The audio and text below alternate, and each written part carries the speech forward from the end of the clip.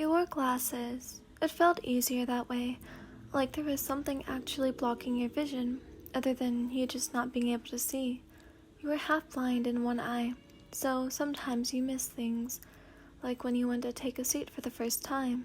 You hadn't seen the boy already sitting at the desk, but he saw you.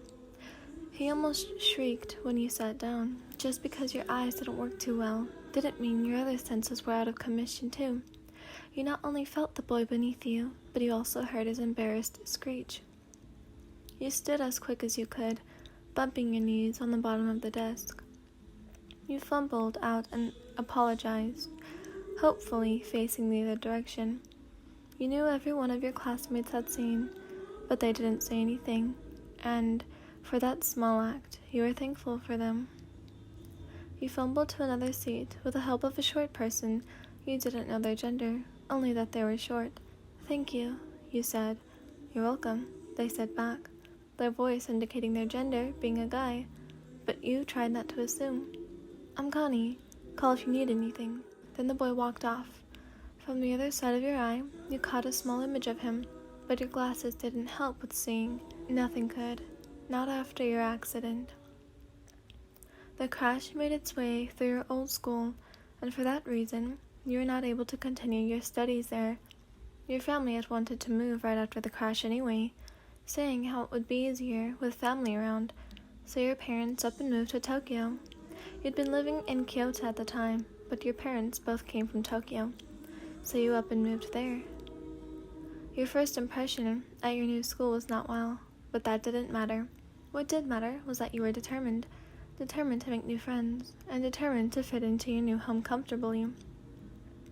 Your younger brother didn't seem to have any trouble doing any of that, but then again, he wasn't in the car that day.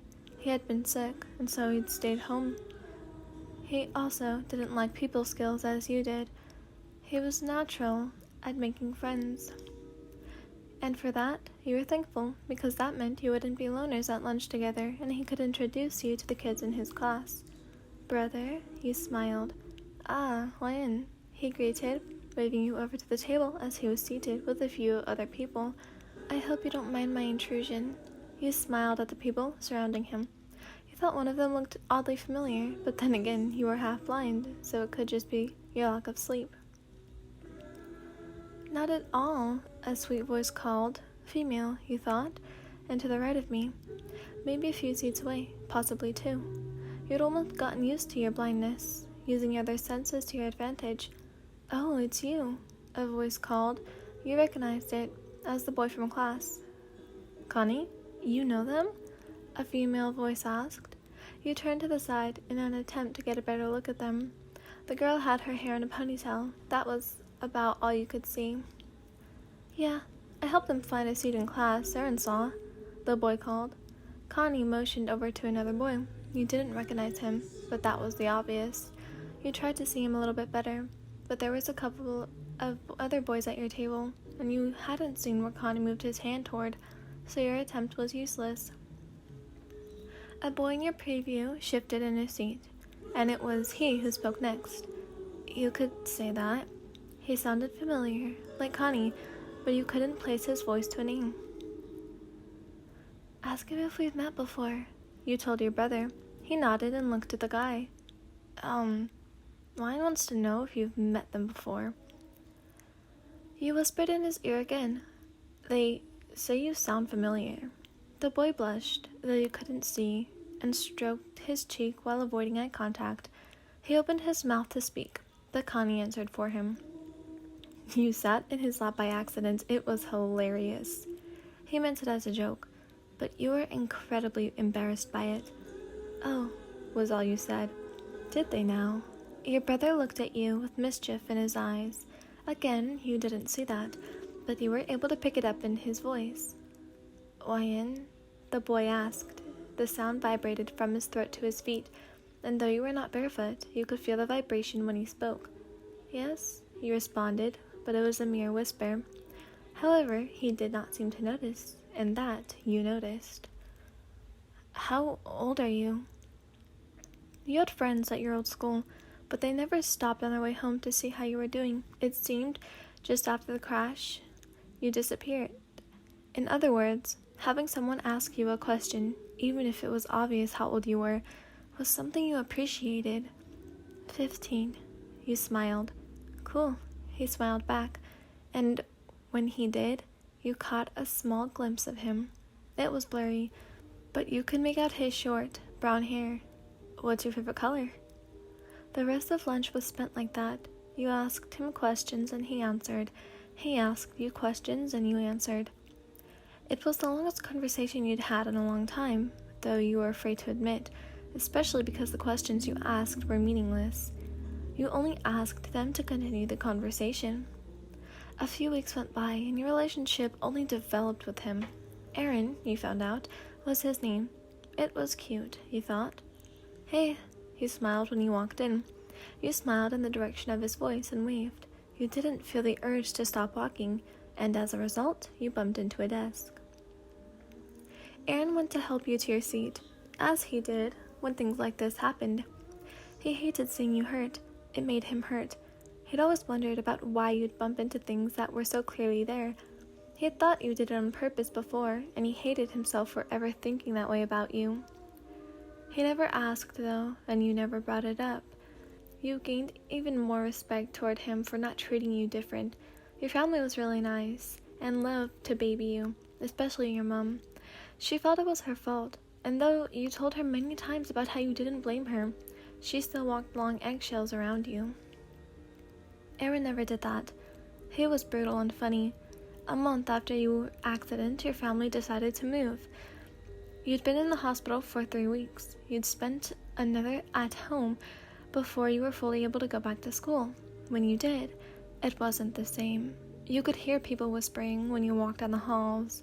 Your friends never came up to you, and because you couldn't see, you couldn't go up to them. Of course, over the course of your treatment in the hospital, because you couldn't see well, you relied on your other senses more to make up for your lack of eyes. This came in handy when you needed to see where to go. They tried to give you a walking stick, but you refused because of how different it would make you look. "Wanna walk home together after school?" You heard the smile in his voice, faint but still there. "Sure." You tried to match his expression, but ended up grinning instead. "Are you blushing?" Connie cooed, walking over. As much as you wanted to deny it, you could feel the blush creeping up on you. You could hear the way your voice quivered when you spoke. "No." You sat back down and began pulling your book out for science. "You are blushing," Connie gasped, but it wasn't directed at you. Your mind put together the puzzle, and you found out that Connie had not been talking to you, but Eren from the beginning. You heard Eren shush him harshly, but it made you grin unbearable. The day ended with English. You shoved your books in your bag and started heading to your locker. You switched your shoes and began walking out the door when someone rushed up behind you.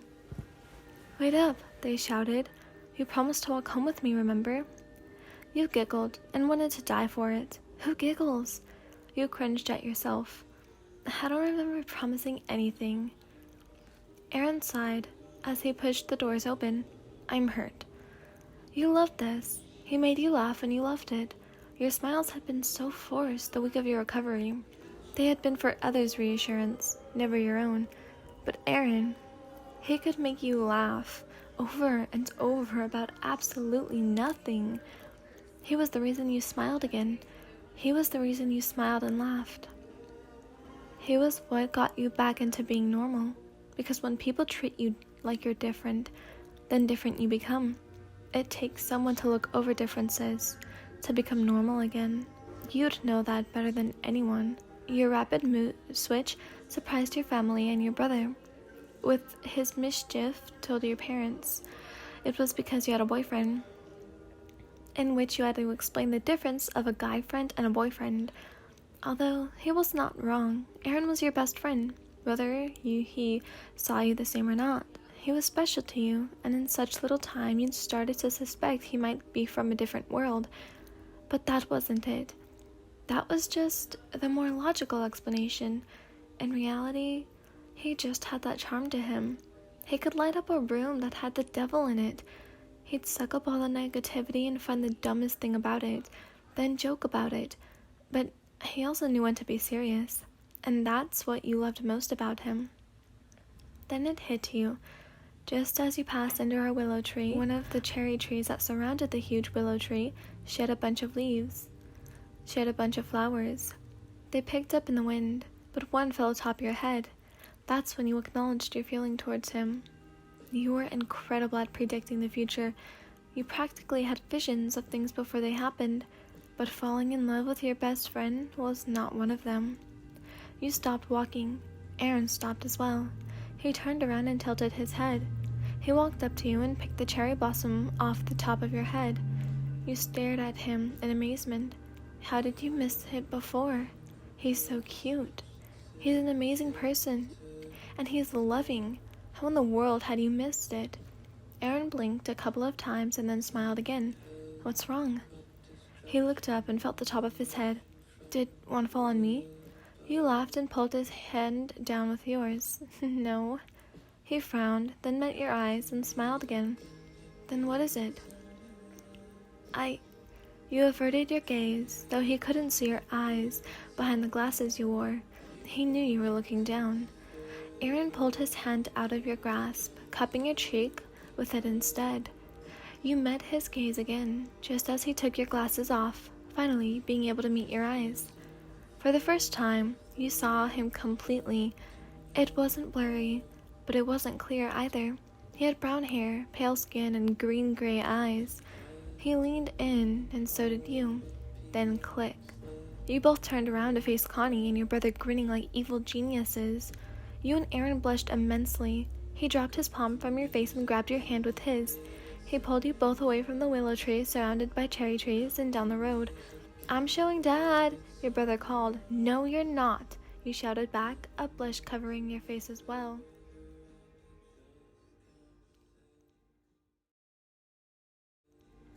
This was requested by Yumiko Jabambi literally fucking 10 months ago, so I'm so sorry that I'm barely doing it. I barely saw this comment, but I did it, so I hope you watch this. But yeah, okay, bye. I love everyone. Bye, everyone. He's never gonna make it. All the poor people he's forsaking. Karma is always gonna chase him.